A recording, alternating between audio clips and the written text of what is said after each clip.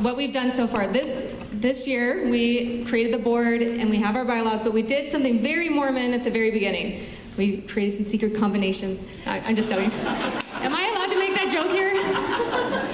No, we created an article of faith. So our article of faith, are you ready for it? Is we believe women are equal. That's it. We believe women are equal. That's our article of faith. That's our center. Everything we do, all of our effort and all of our actions are going to spawn from that article of faith. That's what Mormons for E.R.A. And we have a few supporters. We're going to get some more, but we're going to be a big umbrella. You know, we want people to feel welcome because this is a political action. That if you're active and believing, if you're inactive and or inactive and believing, non-believing, if you just are married to a Mormon, if you're LDS, if you're FLDS, Community of Christ, if you just identify with Mormons. So in Facebook speak, if you're XMO, Nevermo, TBM, NOM. So, oh, I have a great idea. We should be all the Mo's for the E.R.A. We should discuss this later, right? Okay. All right.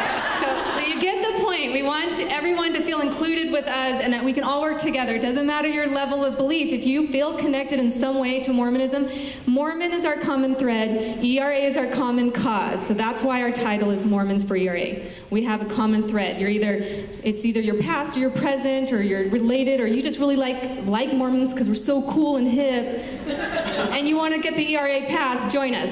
We're going to welcome everyone. So we have our bylaws, we have committee positions ready to be filled, so we're going to be recruiting and educating and lobbying eventually, but for right now we're trying to get our base and get ourselves organized so that when we have actions, we can just start our phone email chains and start the political actions, or we start fundraising or start educating. We have a lot of goals, which she's going to go over. And we have our tax status, so we are a nonprofit organization now, and so you can join us. And we are part of the National Coalition. We're going to call us the strong arm of the National Coalition for Mormons for E.R.A. They're going to hand us tasks. We're going to work together with the national level, and we are part of that group already. So that's where we stand as Mormons for E.R.A. We have sign-up sheets going around. If you want to be on the email list, it could be as simple as copying and paste the little script I write for you and forward it to your congressman. Or it could be showing up at rallies, inviting your friends, donating money, whatever you're willing to give us. It could be 10 seconds or it could be hours. It's up to you. So we have work for you to do, and we hope that you want to do it. So look for the sign-up sheet. We have little cards going around that has our info. So I'm going to turn the time over to Chelsea so that we can get to questions. Okay, I counted. There's about 112 people. I mean, I fudged a little, but there's about 112 people in this room. What that means is that if I ask right now, will you call, Elizabeth, will you call your congressman or woman and representative one time, 1 week of the year? Will you do that? Yes, I will. Yes. Oh my gosh, will you do that, Leanne? Yes. Oh my gosh, we just quadrupled, well, more than that, I don't know math. That's like 1,000 times, I don't know. So we just maximized the amount of calls these congresspeople and representatives are getting for the E.R.A. They've never had 2 a week. Are you kidding? And that's only you calling once a year. What if we called every week and they had 30 a day? That would be awesome. It's not going to happen, but it'd be awesome. What I'm saying is we have the power to maximize. So one of our strategies is, and a lot of people are like, well, why even put the Mormons on there? I'm not active anymore. I don't want to be a part of that. I don't want to offend, or I'm active, and I don't want to participate in anything that is against the brethren. So there's a lot of strategy here. Okay, if we don't have the Mormons, we don't have any claim to those 3 states that we know. We know how we think, we know how we act, we know how things are done, we know political action the church is mandated. We know these people, we need to use that knowledge, we know ourselves. And we can mobilize, we can educate, so we gotta have that 3 states. That's what we own, that's where we have power. At the same time, I want my colleagues to join us. I want the people I went to school with, I want all the women out there to stand up and fight for this. But they're not gonna join Mormons for E.R.A., right? It's too specific. So we've actually thought about that. Because of our ability, who here is online? Online Mormonism. Look around. Because of this, and this is pretty rare, the E.R.A. National Task Force is basically tasking us with online activism. So we have an E.R.A. has no Mormon title on it that we're running. But we also have Mormons for E.R.A. that we're running. So you can get your friends involved that aren't LDS, and you can get your friends involved that are LDS, and we're working in concert. It's all strategically planned because we can get people to call and we can mobilize people to action to show up and talk to their local senators. Okay? So we're really excited about future strategy. We really want you to sign up for a committee. I'm trying to think if there's anything else I forgot. One last thing with Mark that I just want to clarify. Why the E.R.A.? Why do we even need it? There's a law, okay? More women die in car accidents than men. More pregnant women die at a higher rate than men. Guess what they found out? Senator Maloney told this to me personally. There's no female crash test dummies because it's not mandated by the law. And women sit closer. Women have these things called breasts that they move their seatbelt around.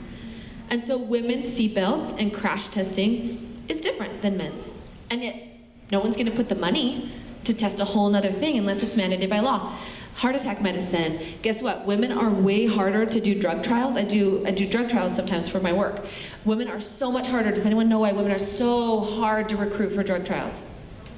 Birth control. You have to have a patient that has no competing medications. Most women are on birth control, so guess what they say? We just won't use you. We just won't use 50% of the bodies that are different and metabolize drugs differently, because you're just kind of hard to recruit, unless the law mandates it. So there's all of these individual things that each one of us could fight for, but who here has ever called Congress to fight about drug research mandates for gender? Raise your hand. And you all just raised your hand for E.R.A. And that's why we need you to fight for E.R.A., because we cannot find each of these individual battles over and over. And I don't want 10 years to go by like all my friends over at the National, or 40, and they're still fighting the same fight. They're exhausted. They're like, we've done this for 40 years. I'm done, okay? So we need to finally pass this so we don't have to keep fighting the small fights, okay? Are you ready for questions? Okay, we have 10 minutes for questions. Tracy's gonna ask us our questions that came in. Okay, so we had a lot of questions come in, which is good. But like she said, we only have 10 minutes, so we'll try and go through as many as we can. There were a lot of kind of common threads in your questions, so I'm going to try and get the most common ones for you guys. So we'll open the first one up to just anyone who wants to answer. Someone said, new progressive thought is that gender is not binary, therefore it seems like writing women into the Constitution could be behind the times, and we really ought to consider leapfrogging from just men to all genders in the Constitution. Any comments on that? The law right now is not the new era, the new E.R.A. It doesn't say women. It says you cannot discriminate on basis of sex. So the word is sex. That has been fought in the past. It's been disagreed on. People have disagreed on gender. People have disagreed on the word. So the word gender has actually not been used ever. The new law wants to actually say the word women, but the old law does not say that. It just says no discrimination based on sex. So that takes a little bit away of the binary, especially as those definitions change over time. And it actually, some might argue, and I hope this isn't one of your future questions, and please step in here, but some people argue that this, if we pass the E.R.A., it actually is it's a constitutional amendment against discrimination for LGBT members as well. Now that's a really tricky issue. We love the HRC, we love this issue, we want the support of LGBT, mobilization, political action, public opinion changing. We've seen that be so valuable in the last couple of years. But there's also some consequences to combining those efforts. There's consequences. There's people we alienate, especially in our own communities, when we combine those two things. There's also some legal precedent and some just a feminist precedent of, aren't women, I'm gonna get emotional, aren't women enough to fight for? We should be enough, right? Yeah. So I agree, and I want to fight for that issue too, but we should be enough to fight for. And I'll just add that HRC signed off on the language of the new E.R.A. language. They coordinated it at the national level. I spoke with Bettina Hager back at the E.R.A. Coalition, and that was something that HRC said, okay, we're good with that language. All right, thank you. The next question is, does the church have an official position on the E.R.A. of 2015? If against, what is their official reason? They don't. We have that 27-page document, and maybe you guys say something. I was just going to say no, they haven't. The official stance was very clear, and it was 40 years ago, and they have a 27-point page thing that they had sent out. So that's why we're hoping that this time around, with enough time in retrospective, that they won't make a statement. So we're going to try to work on education and get as much done as we can. So we're prepared for their help, and we're prepared for their opposition, but right now they don't have a stand. And what I meant by when we weighted the scales, think about it. I want everyone in this room to think, and I'm being quite bold. I hope it doesn't get, hurt me in the end. But think about the weighted scale. If the church keeps that 27-page stance, there is huge consequences to that. Enormous in this modern era. Yeah, if you read some of them now, it's almost laughable. Yeah. It was fear tactics, and it's already been disproven. So it will be. So there's hopefully enormous. Just from a strategy, if they were my client, I'd be like, okay, there's some problems if you keep this, okay? But if the church changes that 27-page document, there are enormous consequences. So this is why one of the issues I'm telling you, get involved. Either way, we've weighted the scale for you. It does not matter what the church does. It's going to be one of the biggest issues of our generation. Because either way, it's a big deal. All right, thank you. Our next question was, how was it decided that sex gets a different level of legal scrutiny than things like race and religion? And Mark, maybe you can answer. Yeah, that's a great question. I think it was 1971 before the Supreme Court ever ruled that women were even included in the word person in the 14th Amendment. So let that one sink in a little bit. When it was decided in 1971, it was what was called rational basis standard, which meant that all you had to do was show that there was some rational basis for the law. It's the lowest level of protection, and it doesn't even have to be a good idea. It just has to have some rational sense to it. So it wasn't, I think, until the 80s, if I remember correctly, that finally the court kicked it up to intermediate scrutiny. In 2005, Justice O'Connor wrote an opinion on Nevada Human Resources v. Higgs.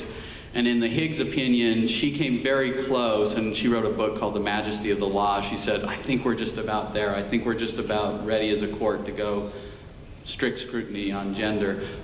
But they've backed off since then. So the court's not doing, current court's not doing it, And that's a danger. The court matters. And the more solid the language, the harder it is for the court to get around. But the current language of the 14th Amendment, the court gets around it with no trouble at all. Okay. Are there any current arguments against the E.R.A. besides it isn't needed, and what are the rebuttals to those? I mean, there's valid arguments. Some of them are based on, small business law, let's say. There's some, financial problems. You could, create a lawsuit or create a level of scrutiny that's not currently there and sue on it for something like a small business that would completely undermine their ability to legislate, or what's the word, to defend themselves, right? So you could continually wrap people up into lawsuits, and it could really affect, commerce. That's one of the arguments. Just as an attorney, you can do that anyway. So those are some of the fiscal arguments I've had, on a rational basis against the E.R.A. The problem with this conversation is we need more people out there that are scholars to figure out what is the rational legal argument against the E.R.A. But what we're also dealing with as religious activists is we're also dealing with a non-rational argument against the E.R.A., which is that it's a moral issue just because I feel it's bad. Therefore, I'm fighting it. So some of the arguments are like women will be forced to work. They'll be forced. One of the 27 points was that gay people will marry and have children in such home. So that's happened, and we're for that. So I'm saying a lot of the arguments against it are kind of just emotional based and not really rational. So, but I don't want to demean those. No, but they're important to some people because that is a fear. Some people have those real fears, and so hopefully our education can alleviate those fears. Because I'm a stay-at-home mom, and we root for those. We want the opportunity, and so it's not about trying to force people or usurp men. It's just about protection under the laws. And one of the biggest arguments for why the E.R.A. didn't pass was that the proponents had a very rational argument. Yeah. This is rational, it's common sense. And the opponents, that's a weird way to say it. The opponents had a very emotional argument. So one of the things we want to do different this time is how do we make this, just like we saw with gay marriage, right? How do we make it moral to support women? How do we make it ethical and emotional, the rights of women and equality? So we don't want to just argue based on rationality, because sometimes we might be right, but we might not be very effective. And so that's what we're trying to figure out from a strategy perspective, and would love all of your help on it. Do we have time for one more question? Okay. And Anissa, maybe this is one for you. Where are we legally with states that have rescinded ratification? Oh, you asked for me. What? Repeat the question. Where are we legally with states that have rescinded ratification? Rescinded, like Some states. yeah, yeah. So I mean, I know there's 3 more to go, but you know what? I'm going to say what Virginia did this year. Like in February, Virginia just went ahead and voted to ratify it, just assuming and then letting all the legal stuff go their way. And I think that So it's been going up and down. So we have states, even like Nevada used to have, they ratified and then they unratified, right? And there's some really interesting Mormon history there for people who are interested in Nevada politics. But there's been states that have gone back and forth throughout the whole history of this 40 years. And so some states have unratified and then rescinded, ratified and rescinded. Some states have ratified and then since not. And it's gone back and forth. So the map is always constantly changing. We haven't seen any different movement in Utah, surprisingly. and Utah has an equal rights amendment in their state constitution. And their state constitution is federal, so you have to deal with both. Right. Yeah. And I think it's a murky area, to be honest with you. The Constitution is simply not clear on whether a state can unratify once it ratifies, so that's a murky area. Okay, do we still have time for more, or are we out of time? Okay. Okay, let's end with the ratify cry, okay? Does everyone remember the words? I'll do this. Hey, hey, what do you say? Let's ratify the E.R.A. Okay? Hey, hey!